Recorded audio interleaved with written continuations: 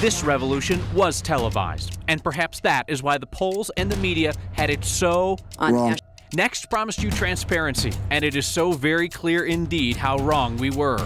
It suggests he doesn't have a clear path to 270. Hillary by 4 or 5 in Colorado. The polls would suggest the result is you're going to get smoked. Tonight, why the Trump revolution was underestimated at every turn. Maybe the media would benefit from a touch of class, diversity. Trump's Colorado campaign manager tells us about the campaign promise that isn't going to happen, and the one element of Trumpism that he would like to see die. As some students protest and worry about the new president, we'll hear from the 12-year-old Coloradan who made national headlines supporting him. And if all that's not meaty enough for you, Steve Stager breaks bread with the man chasing cheeseburgers in all 64 Colorado counties. And even though it's not Friday, we are bringing you an emergency supply of good news. No, Mr. President-elect, we are. And it's next. Donald Trump was underestimated because his voters were underestimated in number and in passion. That seems simple, but if it truly was simple, then more of America would have seen President-elect Donald Trump coming. Polling firms and we in the media who took their numbers as gospel failed to understand white America, the part of white America not always represented among the so-called elites. CSU political science professor Kyle Saunders explains why we whiffed. That secret sauce of some of these polling firms, many of these polling firms, missed out on many of these silent Republican voters in some of these states. And then mirroring that effect in the polls, this same group that was missed is not always represented in newsrooms. It's been termed many different things over the last couple of days, but the silent white majority or the untold voter, I've seen it called many different things. But we haven't done a really good job of understanding those people, not just their political motivations, but also that they were really, really activated this particular cycle. And that's where the models that the polling firms were working from missed. Donald Trump's own campaign held more of a gut feeling of optimism than hard numbers. Trump's Colorado campaign director sat down with me today to talk about that, as well as whether Mr. Trump's most strident campaign pledges, like mass deportations of people here illegally, will ever actually happen.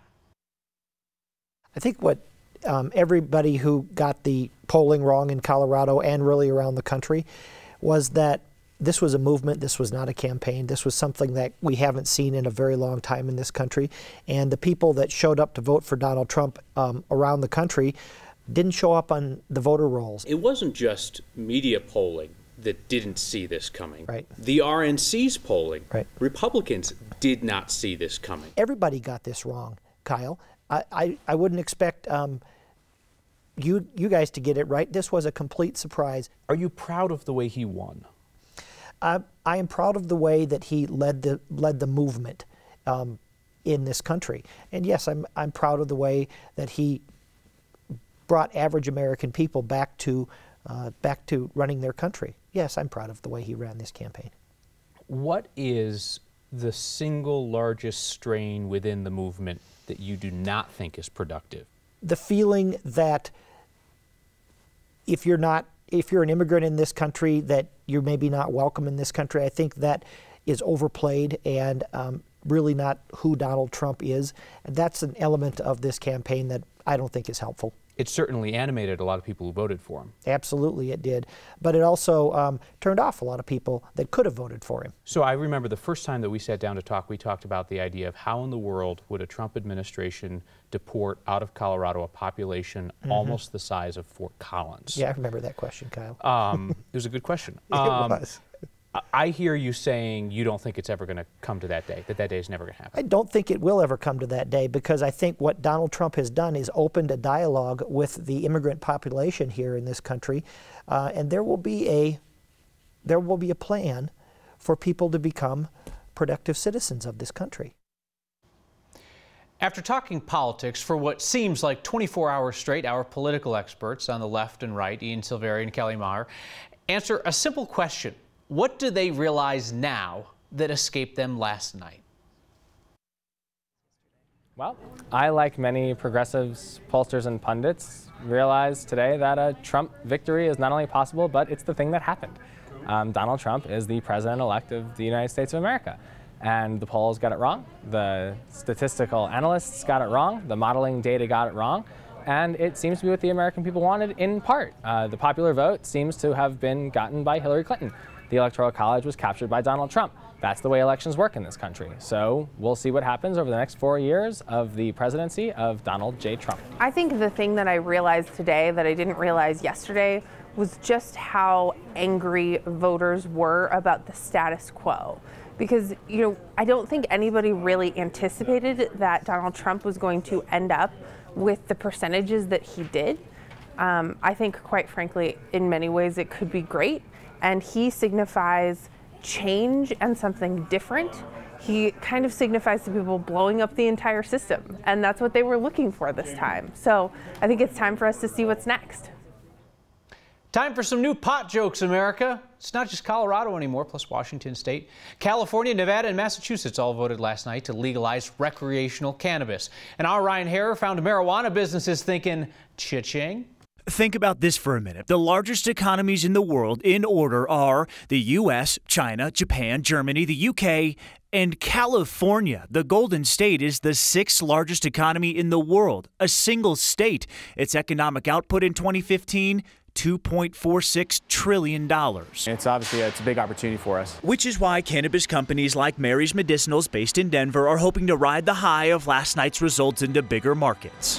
Mary's Medicinals specializes in extracts, which is why you're seeing a lab, not a grow facility. Science. You're talking about very large and very different demographics of people that are finding cannabis acceptable now. And that's obviously great for our business. But it's great just for the industry as a whole. Great for the industry, and many would argue great for the state's revenue. The California Tax Board expects $1 billion in recreational marijuana revenue in its first year of sales in 2018. It'll take some time to set up the system and deal with federal regulations. It's not as simple as shipping and transporting. It's actually building from the ground up in every state that goes online. Speaking of federal laws, during the presidential primary, marijuana businesses were a bit concerned about the likes of Governor Chris Christie, who actively campaigned on the idea of scrapping recreational marijuana altogether. But as of last night, the country has President-elect Trump, who had this to say to our Brandon Ritterman in July. You think Colorado should be able to do what it's doing? No, I think it's up to the states, yeah. I'm a states person. I think it should be up to the states, absolutely. This is exactly what companies like Mary's want to hear. President-elect Trump he's a pro-business guy, and he's been on the record saying, hey, this is a states' rights issue. And that's exactly how we feel as well. And now even more of those states are going to sell pot, reaching more consumers than ever, without too many more hurdles from the feds. For Next, I'm Ryan Harrer. Next question comes from a few of you, wondering what's gone up at the intersection of 14th and Colorado. To the untrained eye, it looks like somebody's drilling for oil in the middle of the city. Indeed, it looks like it, but that's not what's going on. This is actually a Denver water project. They're in the process of testing a potential new method of storing water, storing it down in the giant aquifers 2,000 feet under our feet. That series of aquifers is called the Denver Basin. It stretches from Greeley south to the Springs and from Golden east to Lyman. The thought is it might be an alternative way to store water instead of reservoirs, as our population grows and our climate changes. Denver Water would pump treated water down into the aquifers during wet years and then pump it back out during dry times. But scientists don't know a lot about the rock formations under Denver, so they need to study them a bit more to make sure that the process would actually work. So that explains the big drilling rig near 14th in Colorado and 3 other drill sites around the city. Is the A-line working? On day 1 of the Donald Trump era, make the A-line great again? Sort of. Had some issues this morning because of crossing communications. RTD has a current deal on with federal regulators to fix the issues at the crossings in the next 90 days. This morning's issues caused delays between 15 and 50 minutes. A final thought for now on the election and the utter inability of pollsters to peg where Americans stand. Distrust in polling likely means that we are going to retreat farther into the comfort of anecdotes, any story we can tell to reinforce any belief that we want to be true.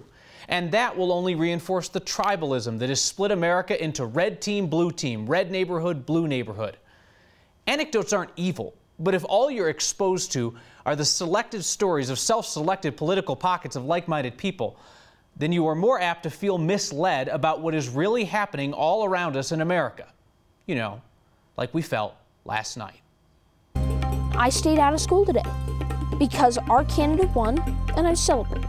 He's back! Colorado's 12-year-old Republican leader who got next viewers talking the last time he was here. Pints worth of proof that America is already coming together.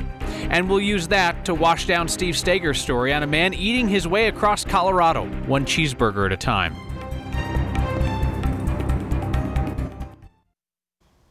We're looking for signs of unity today anywhere that we can find them. So cheers to the Colorado Brewers, who are reuniting under one industry group. They split last year, some differences of opinion, but that's beer under the bridge at this point.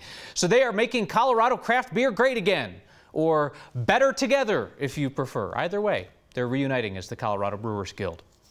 Fissures and fine today. Protesters upset with Donald Trump's victory gathered at City Hall in Colorado Springs. We saw walkouts by students at several schools across Colorado. A number of parents wrote to us here at Next with stories of their kids experiencing bullying and harassment related to the election result. Weston Eimer isn't in school, but he isn't in the streets either. He's resting up after an all-night celebration of Trump's win. The 12-year-old from Jefferson County appeared on Next and then made national headlines shortly after for his volunteer role with the Trump campaign. And Weston was kind enough to fit Next in his media schedule today. What are your Democratic friends your age saying today? I've got a whole bunch of Democratic friends on Instagram and stuff, and I've received a lot of bad-mouthing. I'm just curious how you deal with it. I deal with it by just letting it roll off my back. I know that 90% of them are jealous. They're just jealous that it's happening, and that I've had people in my own party be jealous of me for what I've done. I'm 12 years old, and I'm volunteering as a co-chair for the Jefferson County Trump campaign. And I feel that they're jealous. They're mad jelly. Yeah, exactly. As the kids say. Yep. Yeah. There are students your age who don't see a place for them and their families in Donald Trump's America. You have a place, and you have a right in America, and Mr. Trump's not trying to contradict you. He's not trying to take your rights away. He's trying to make America better and make it so that we all are not exactly all equal, but we all have our fair share. He's trying to keep America safe and keep America great and make America great again. Weston Eimer on message as always. Hey, may I make a recommendation where we point you towards something that is not ours but is definitely worth your time? Check out the history that is archived in the museum. I've gone there and I can't even say it. Museum. It's front pages from newspapers across the country this morning. You can scroll through all the covers. It's really interesting to check out the papers that called the race before they went to print and those that had to leave the race as a cliffhanger. It doesn't matter how you voted. This is a fascinating look at snapshots of a photo finish that by this morning turned out to be a pretty wide Electoral College win. There's only one place in Colorado where this sign makes perfect sense. 64 places in our state where a man is hunting for the best cheeseburger. And you found the place where we'll never leave you hanging when a good number of our viewers are in search of good news. Next.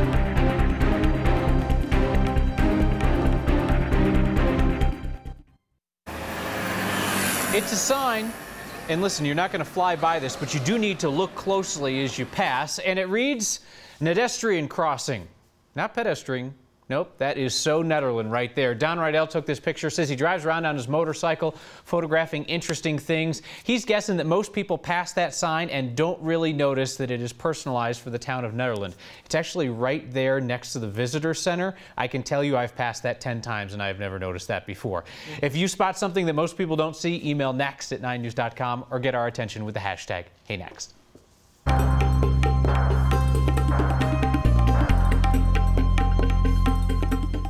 Speaking of signs, I'm looking for a sign from Mother Nature of Denver's first official snowfall, and actually that could happen the end of next week. I'm meteorologist Kathy Sabin. A beautiful day in Colorado, a quiet night tonight. In the high country, boy, are they making snow fast and furious. Mother Nature of no help to areas like Keystone, Loveland, Steamboat. They all want to open. They're all delaying their opening dates. Our high today just 2 degrees shy of a record and way above the average of 55 degrees.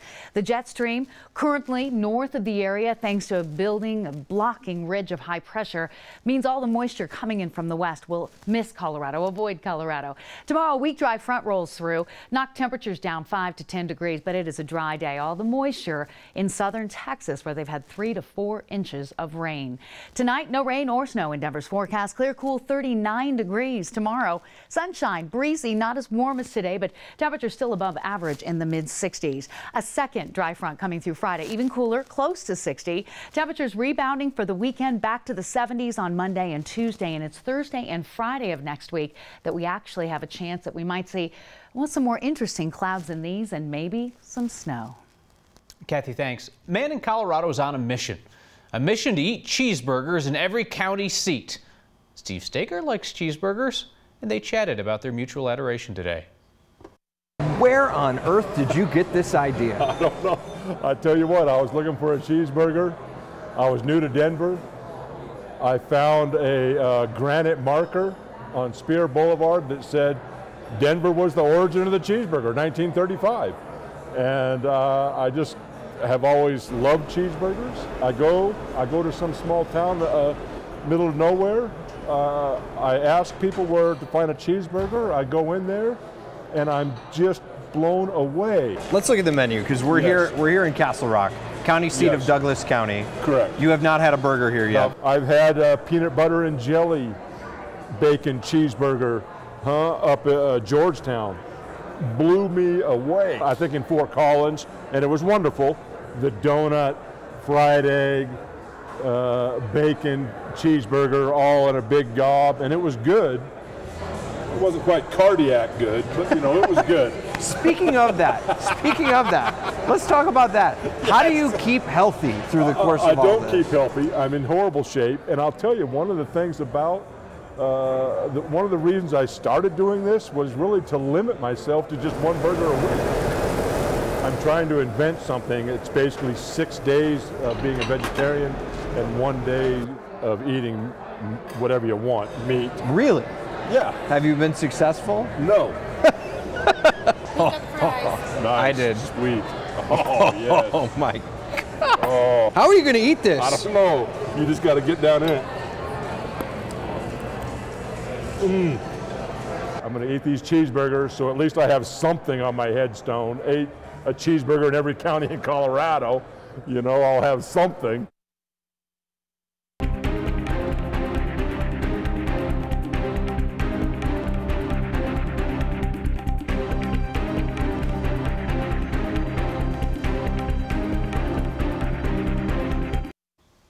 It's Wednesday, but we know that 46.97% of Colorado voters could use a slice of our Friday good news tradition today.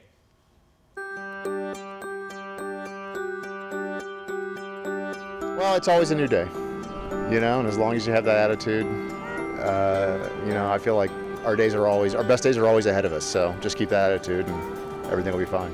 I'm thankful for my son. He was a 24-weeker, so he was born 4 months early. We spent 6 months in the hospital, but he's alive and he's home with us, and life is pretty fantastic now. I'm 56 years old and I'm blessed to wake up every day. So to get out on a beautiful day like this and bring my granddaughter out to the zoo, what a pleasure. You know, just living in Colorado has been a dream of mine. So being here for the last 3 years has been really awesome. The holidays, for sure. Please don't pick your nose. This will be the first year that they kind of understand Christmas and Santa and Elf on the Shelf. We almost missed that opportunity, so we are like beyond grateful just for life and the chance to go do things with our son.